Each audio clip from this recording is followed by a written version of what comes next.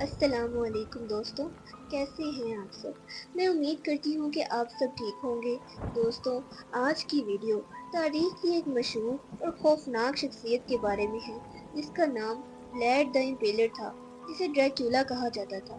دوستوں، ڈریکولا نام کے آپ نے بہت سے قصے، کہانیاں اور موویز بھی دیکھی ہوں گی، لیکن ان سب کی کہانی اس سے مختلف ہے۔ ان سب کہانیوں کو اسی مشہور شخصیت یعنی ولیڈ دی امپیلر کی کہانی سے متاثر ہو کر بنایا گیا تھا، جبکہ ولیڈ دی امپیلر کی کہانی ٹی وی اور فلموں میں دکھائی جانے والی ڈریکولا کی کہانیوں سے بالکل مختلف تھی۔ ولیڈ دی تھرڈ 1431 میں ناردرن رومینیا کے شہر ولیشیا میں پیدا ہوا۔ اس کے والد ولیڈ سیکنڈ کو ولیشیا کی حکمرانی ملنے ہی والی تھی۔ ولیڈ تھرڈ کی پیدائش کے وقت اس کے والد یعنی ولیڈ دی سیکنڈ نے ایک خفیہ سوسائٹی کا آغاز کیا، جس کا نام دی آرڈر آف ڈریگن تھا۔ دوستوں، اس دور میں ترک یعنی سلطنت عثمانیہ میں سلطان محمد دوم کا دور حکومت تھا اور اسلام بہت تیزی سے پورے یورپ میں پھیل رہا تھا۔ اس خفیہ سوسائٹی یعنی the order of the dragon کا مقصد کرسچینٹی کا مسلمانوں یعنی سلطنت عثمانیہ پر غلبہ تھا۔ اس خفیہ سوسائٹی نے ولیڈ دی سیکنڈ کو اپنا سربراہ بنا لیا تھا اور اسے ڈریکول کا خطاب دیا، جس کا مطلب اس وقت کی رومانی زبان کے مطابق ڈریگن کا تھا، لیکن آج کی رومن زبان میں اس کا مطلب شیطان کا ہے۔ ولیڈ تھرڈ کو اپنے والد کا جانشین ہونے کی حیثیت سے ڈریکولا کا نام دیا گیا، جس کا مطلب تھا شیطان کا بیٹا۔ دوستوں، اس کی حرکتیں بھی شیطانوں سے کچھ کم نہ تھیں اور تاریخ میں بھی یہ اپنے منفرد اور اذیت ناک انداز قتل کی وجہ سے مشہور ہے۔ ولیڈ تھرڈ کی زندگی کا شروع سے ایک ہی مقصد تھا، ولیشیا یعنی رومینیا کی سرحد کو مزید وسیع کرنا اور اپنے تخت اور سلطنت کی اپنے دشمنوں سے حفاظت کرنا تھا، اور اس کا سب سے بڑا دشمن ہنگری اور اوٹومن امپائر یعنی سلطنت عثمانیہ تھی۔ ولیڈ دی سیکنڈ نے ولیشیا کی حکمرانی حاصل کرنے کے بعد اپنے دونوں شہزادوں رادو اور ولیڈ تھرڈ یعنی ڈریکولا کو ولیشیا کے دارالحکومت ٹوگو وستے بلوا لیا۔ ولیڈ سیکنڈ کی حکومت کے ابتدائی عرصے میں ہی ہنگری نے ولیشیا پر حملہ کر کے اسے قبضے میں لے لیا اور ولیڈ سیکنڈ نے اپنے تخت کو پھر سے حاصل کرنے کے لیے سلطنت عثمانیہ سے معاہدہ کر لیا۔ معاہدے کے مطابق سلطنت عثمانیہ نے ولیڈ دی سیکنڈ کو اپنی فوج کی مدد کے ذریعے دوبارہ ولیشیا پر قبضہ حاصل کروایا، لیکن اس کے بدلے ولیشیا کے حکمران کو سلطان محمد دی سیکنڈ کو سالانہ محصول ادا کرنا ہوگا اور اپنے دونوں بیٹوں رادو اور ولیڈ تھرڈ کو اپنی وفاداری کی ضمانت کے طور پر سلطنت عثمانیہ کے حوالے کرنا ہوگا، جس پر ولیڈ دی سیکنڈ راضی ہو گیا اور اسے ترکوں کی مدد سے اپنا تخت واپس مل گیا اور رادو اور ولیڈ تھرڈ کو سلطنت عثمانیہ کو بطور قیدی دے دیا گیا۔ لیکن سلطان محمد دوم کے شاہی دیوان میں دونوں بھائیوں کی اعلیٰ تربیت کی جاتی تھی، جس میں انہیں جنگی فنون، ترکی زبان، گھوڑ سواری اور قرآن کی تعلیمات بھی دی جاتی تھی۔ دونوں بھائیوں کا رویہ اس قید کو لے کر کافی حد تک مختلف تھا۔ رادو نے بہت جلدی اپنی نئی زندگی اور اس کے ساتھ آنے والے تعلیمی ماحول کو قبول کر لیا تھا اور اسلامی تعلیم سے متاثر ہو کر اسلام بھی قبول کر لیا، جبکہ ڈریکولا یعنی ولیڈ تھرڈ اپنے عقیدوں پر پکا تھا اور اپنے رویوں کی وجہ سے اسے اکثر سزا بھی ملا کرتی تھی۔ دوستوں، کافی عرصہ گزرنے کے بعد ولیڈ دی سیکنڈ کی حکومت پر دوبارہ ہنگری نے قبضہ کر لیا اور ولیڈ دی سیکنڈ کو مار دیا گیا۔ بہرحال دوستوں، یہ جنگی سلسلہ جاری رہا۔ ولیڈ دی سیکنڈ کا بھائی یعنی ڈریکولا کے چچا نے دوبارہ جنگی محاذ کر کے ولیشیا پر دوبارہ قبضہ حاصل کر لیا، لیکن ایک مہم میں وہ بھی مارا گیا اور ڈریکولا کا بھائی رادو، جو کہ اسلام قبول کر چکا تھا، اس نے تخت سے بری ہونے کا اعلان کر دیا۔ جانشینی کی ترتیب کے مطابق اب ڈریکولا اس تخت اور تاج کا صحیح حقدار تھا۔ ڈریکولا کی سلطنت عثمانیہ کے ساتھ لاحق اختلافات ہونے کے باوجود بھی سلطان محمد دوم کو ڈریکولا سے کافی حد تک لگاؤ ہو چکا تھا۔ سلطان محمد دوم نے ڈریکولا پر اعتبار کر کے اسے ولیشیا پہ دوبارہ حکومت قائم کرنے میں مدد کی۔ سلطان محمد دوم کی امداد سے ڈریکولا اپنی فوج لے کر ولیشیا کی سرحد پہ پہنچا اور لگاتار 3 دن کے محاذ کے بعد ڈریکولا کو دوبارہ ولیشیا پر قبضہ حاصل ہو گیا اور 6 سال کی حکومت کے بعد ڈریکولا کافی طاقتور حکمران بن چکا تھا۔ اور دوستوں، یہاں سے اس کے ظلم اور ایک پوری اسرار اور خوفناک دماغی مرض کا آغاز ہوا۔ ड्रैक्युला ने अपनी हुकूमत मजबूत होते ही अपने दुश्मनों से बदला लेने की ठान ली थी, जिस फहरिस्त में सबसे बड़ा नाम सल्तनत उस्मानिया यानी सुल्तान महमद दोम का था। सबसे पहले उसने अपने वालिद को हुकूमत से बरतरफ करने में शरीक तमाम दुश्मनों का पता चलाने के लिए जासूस भेजे और अपने वालिद के तमाम मुखालफिन को अपने खानदान के साथ शाही महल में दावत में शरीक होने के लिए बुलावा भेजा। जैसे ही सब मेहमान मलेशिया की हदूद में दाखिल हुए, उन्हें कैद कर लिया गया और बच्चों को बंदी बना लिया गया, जिन्हें महल के तामीराती कामों के लिए इस्तेमाल किया जाता था। दोस्तों, अब मैं आपको बताऊंगी कि ड्रैक्युला को द इम्पेलर क्यों कहा जाता था। दोस्तों, इम्पेल का मतलब है किसी तेज धार वाली चीज या तलवार या नेज़े पर किसी का कटा हुआ सर या जिस्म का कोई हिस्सा रख कर उसकी नुमाइश करवाना, इसे इम्पेल कहा जाता है। और ड्रैक्युला ने भी कुछ ऐसा ही किया। उसने अपने तमाम दुश्मनों को इकट्ठा करके उन्हें उनके खानदान के लोगों और बच्चों के सामने जिंदा इम्पेल करवा दिया, यानी लोहे की गर्म सिलाख को उनकी कमर के जरिए गुजारा जाता, जो कि उनके मुंह के रास्ते से बाहर को आती।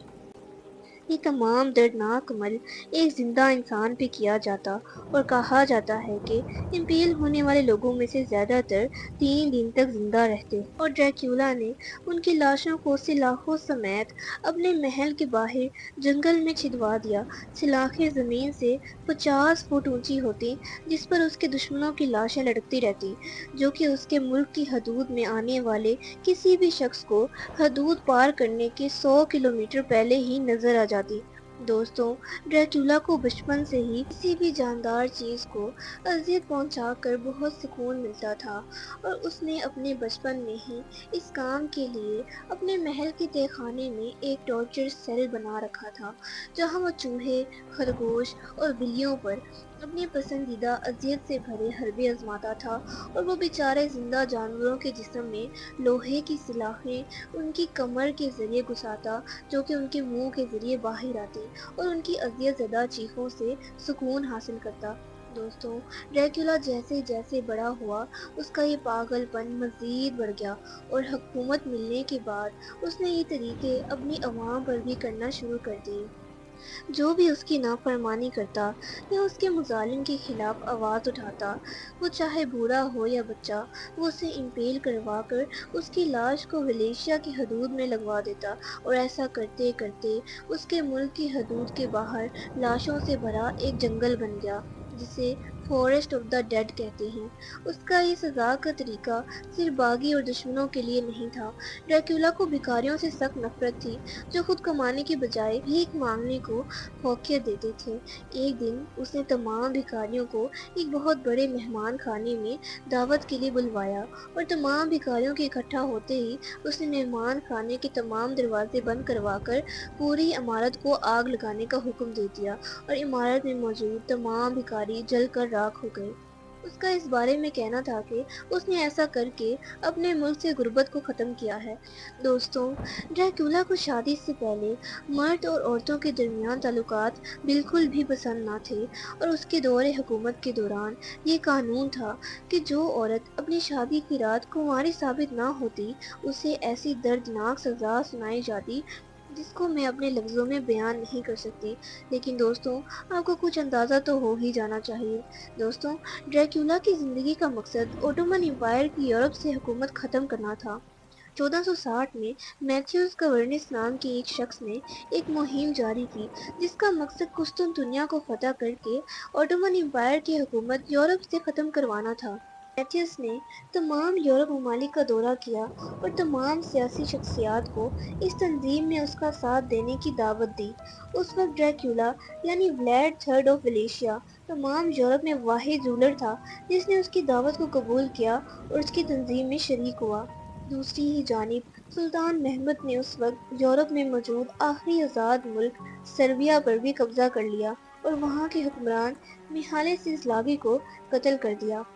निहालिस इस्लागी ड्रैकुला का एक अच्छा दोस्त था जिसने उसे मलेशिया फतह करने में बहुत मदद की थी। जब ड्रैकुला को इल्म हुआ कि उसके दोस्त को सुल्तान महमद दोम ने कत्ल कर दिया है तो ये सुनकर उसका खून मजीद खोलने लगा और अब वो सल्तनत उस्मानिया से बदला लेने पर मजीद पुख्ता हो गया।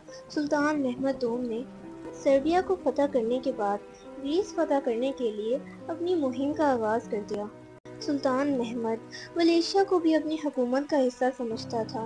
सुल्तान महमद दोम ने अपने नुमाइंदों को मलेशिया भेजा और ड्रैकुला से 500 आदमी तुर्क फौज के हमरा भेजने और 10,000 दुक्कत महसूल जमा करवाने का मुतालबा किया। लेकिन सुल्तान महमद ड्रैकुला के इरादों से लाइल्म था। जब सुल्तान महमद के नुमाइंदे मलेशिया के शाही दरबार पहुंचे और ड्रैकुला के सामने पेश हुए तो ड्रैकुला ने उन्हें उसकी ताज़ीम में अपनी दस्तार उतारने के लिए कहा, जिस पर तुर्क नुमाइंदों ने इनकार कर दिया और नतीजे में व्लाद III ने अपने वुज़रा को हुक्म दिया कि इन नुमाइंदों की दस्तार को कीलों के साथ इनकी खोपड़ियों में ठोक दिया जाए और साथ ही तुर्क नुमाइंदों के हमरा आने वाली फौज को बंदी बना लिया गया और उन्हें अपनी फौज का हिस्सा बनाने की कोशिश की। जिस भी तुर्क फौजी ने उसकी फौज में शमूलियत से इनकार किया उसे अपने पसंदीदा टॉर्चर के तरीके से कत्ल करके उनकी लाशों को अपने महल के बाहर छिदवा दिया। 1946 में व्लाद III ने सुल्तान महमद को खत लिखा कि उसकी हुकूमत इतना महसूल अदा करने की हैसियत नहीं रखती, लेकिन वो इन सब मामलात के मुतल्लिक बातचीत करने के लिए कुस्तुनतुनिया आने के लिए राज़ी है। सुल्तान महमद दोम को इस वक्त तक अंदाज़ा हो चुका था कि ड्रैकुला मैथ्यूस कॉर्निस के सुल्तान महमद दोम के खिलाफ शुरू होने वाली साजिशी तंजीमों का हिस्सा बन चुका है। सुल्तान महमद दोम ने अपने नुमाइंदों को कत्ल करने की जुर्रत करने वाले मलेशिया के जालिम हुक्मरान को सबक सिखाने का फैसला किया और अपने एक जर्नेल को हज़ारों आदमियों पर मुश्तमिल फौज देकर व्लाद से मिलने भेजा। ड्रैकुला को साजिश की भनक लग गई और उसने इस अपना ही एक साजिशी मंसूबा बनाया। तुर्क फौज अभी आधी रास्ते में ही थी कि उन पर व्लाद III की फौज ने हमला कर दिया और तारीखी किताबों में लिखा जाता है कि व्लाद III का ये महाज तारीख का पहला ऐसा महाज था जिसमें उसने गन पाउडर यानी बंदूकें मुतारिफ करवाई थी। दोस्तों, ड्रैकुला को इस महाज में कामयाबी हासिल हुई। अपनी कामयाबी से मुतासिर होकर वो मज़ीद बेबाक हो गया और अपनी फ़ौज को डनबिया के दरिया के साथ साथ मौजूद ममालिक जहाँ तुर्कों की हुकूमत थी वहाँ कब्ज़ा करने की मुहिम शुरू कर दी। ड्रैकुला ने बल्गेरिया, सर्बिया और ब्लैक सी तक रसाई हासिल कर ली। ड्रैकुला ने 500 मील तक अपनी फ़ौज के साथ महाज किया और 23,000 लोगों की हलाकत का सबब बना। 1462 फरवरी में ड्रैकुला ने मैथियस कॉर्निस को अपनी कामयाबी के बारे में बताने के लिए खत लिखा। सुल्तान महमद ने ड्रैकुला की इस हरकत पर गज़बनाक होकर 18,000 आदमियों पर मुश्तमिल फौजी दस्ता भेजा, जिसका मुकाबला ड्रैकुला की 30,000 लोगों पर मुश्तमिल फौज से था। इस महाज में भी ड्रैकुला को फतह हासिल हुई और अपनी इन लगातार कामयाबियों की वजह से उसे यूरोप में काफ़ी शोहरत हासिल हुई और अपने कत्ल करने के मुनफरिद अंदाज की वजह से उसे द इम्पेलर का नाम दिया गया और तमाम तारीखी किताबें उसे व्लाद द इम्पेलर के नाम से लिखती हैं। बहरहाल दोस्तों, सुल्तान महमद ड्रैकुला की बगावत पर काफ़ी हद तक गज़बनाक हो चुका था और सुल्तान महमद ने अपनी ग्रीस की मुहिम को रोककर 1,50,000 आदमियों पर मुश्तमिल फौज को लेकर खुद व्लाद को पकड़ने और उस सरकश का सर कलम करने का फैसला किया। इस वक्त तक सुल्तान महमद अपनी सरबराही में ड्रैकुला के भाई रादू को मलेशिया की हुकूमत देने का वादा कर चुका था।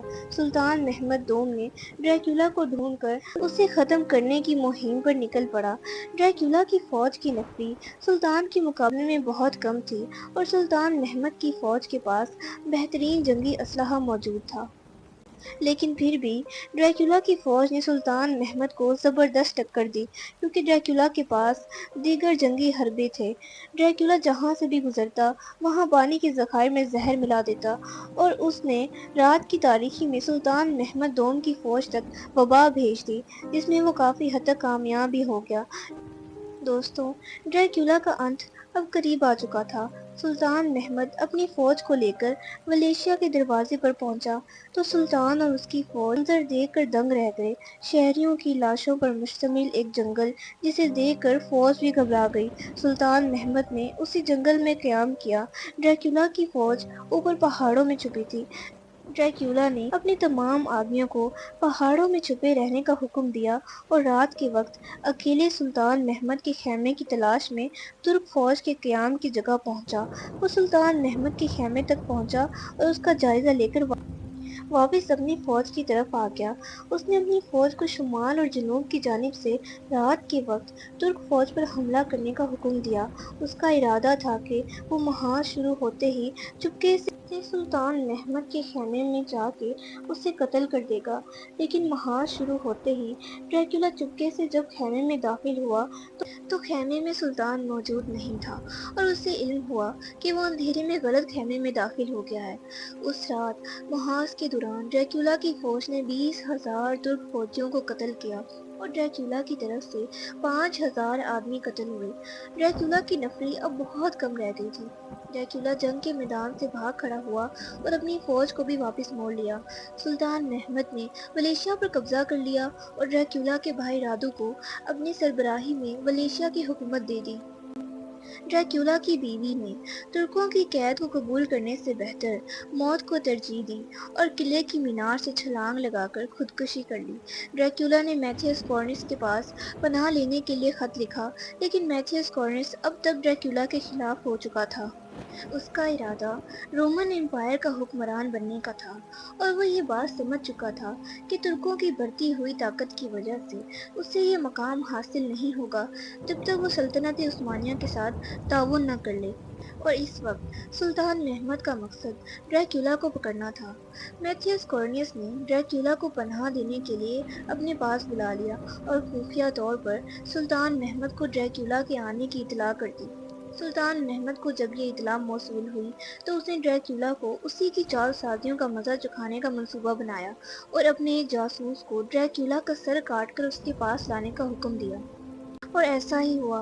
ڈریکولا اپنے کمرے میں موجود تھا جب سلطان کے جاسوس اس کے کمرے میں داخل ہوئے اور اس کا سر قلم کر دیا گیا اور اس کے سر کو قسطنطنیہ میں سلطان محمد کے پاس پیش کیا گیا۔ بہرحال دوستوں، ملیشیا جو کہ آج ٹرانسلوینیا کے نام سے مشہور ہے، وہاں ولیڈ دا امپیلر یعنی ڈریکولا ایک کافی مشہور ہستی ہے۔ وہاں کے لوگوں کا کہنا ہے کہ ولیڈ دا تھرڈ نے اپنی موت سے پہلے شیطان سے معاہدہ لکھا تھا، جس میں اس نے لکھا تھا کہ وہ کبھی نہیں مرے گا اور وہ تب تک زندہ رہے گا جب تک وہ اپنے تمام دشمنوں اور اس کے خلاف سازش کرنے والوں کو ان کے انجام تک نہیں پہنچا لیتا۔ حق دریافت ہونے کے بعد جب ڈریکولا کی قبر کو کھولا گیا تو اس کی لاش وہاں موجود نہیں تھی۔ بہرحال دوستوں، یہ تھا ریئل لائف ڈریکولا کی کہانی۔ دوستوں، جو ڈریکولا کی کہانیاں آپ نے دیکھی ہیں وہ اس سے مختلف اس لیے ہیں کیونکہ بریم سٹوکر نام کے ایک آدمی نے ڈریکولا نام کا ایک ناول لکھا تھا، جس میں ڈریکولا کو ایک خون پینے والا درندہ بتایا گیا تھا، جہاں سے ان کہانیوں کی شروعات ہوئی جو آج کل ٹی وی پہ دکھائی جاتی ہیں۔ اصل میں ڈریکولا ایک پاگل حکمران تھا جس سے کوئی دماغی مرض تھا، جو لوگوں کو اذیت پہنچا کر خوش ہوتا تھا۔ باقی یہ کہانیاں میں نے ہسٹری کی کتابوں میں موجود واقعات پہ ریسرچ کر کے بنائی ہیں، لیکن مجھے ایسا لگتا ہے کہ تمام ہسٹری کی کتابیں زیادہ تر انگریزوں کی لکھی گئی ہیں اور وہ کبھی بھی مسلمانوں کو اپنی ہسٹری کی بکس میں اچھا پورٹری نہیں کرتے۔ کچھ کتابوں میں لکھا ہے کہ ڈریکولا کو سلطان محمد دوم کے ساتھ محاذ کے دوران مار دیا گیا تھا۔ کچھ کا کہنا ہے کہ ڈریکولا کی اپنی ہی فوج نے اس کے ظلم اور ستم سے تنگ آ کر اس کے خلاف سازش کی تھی، جس کی وجہ سے وہ مارا گیا، لیکن حقیقت میں ڈریکولا کی قبر خالی تھی۔ اس کی قبر میں اس کی لاش غائب تھی اور اس کی موت کی کوئی وجہ معلوم نہ ہوئی۔ یہ سب اس کی موت کی تھیوریز ہیں جو میں نے آپ لوگوں کو بتائیں۔ دوستوں، اگر آپ کو میری ویڈیو اچھی لگی ہو تو آپ اسے لائک ضرور کریں اور کمنٹ کر کے لازمی بتائیں کہ آپ کو میری ویڈیو کیسی لگی، اور میرے چینل فرائیڈے چیلز کو لازمی سبسکرائب کریں